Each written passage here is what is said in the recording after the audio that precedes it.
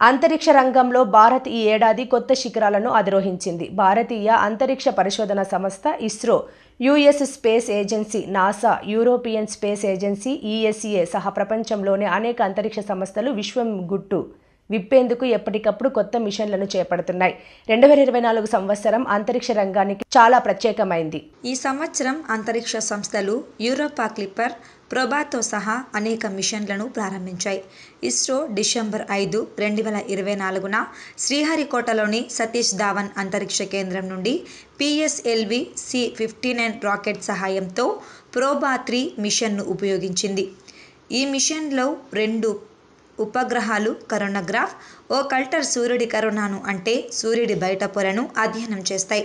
ఓ కల్టర్ ఉపగ్రహం కృత్రిమ సూర్యగ్రహాన్ని సృష్టిస్తే కరోనాగ్రాఫ్ సూర్యుడి కరోనాపై పరిశోధన చేస్తోంది. సూర్యుడి కరోనా నిర్మాణం, సౌర తుఫాన్లపై అధ్యయనం చేస్తోంది. Elon Musk company space X ఈ ఏడాది సెప్టెంబర్లో పోలారిస్ డాన్ ప్రారంభించింది. ఈ మిషన్లో వ్యోమగాములను నింగిలోనికి పంపింది.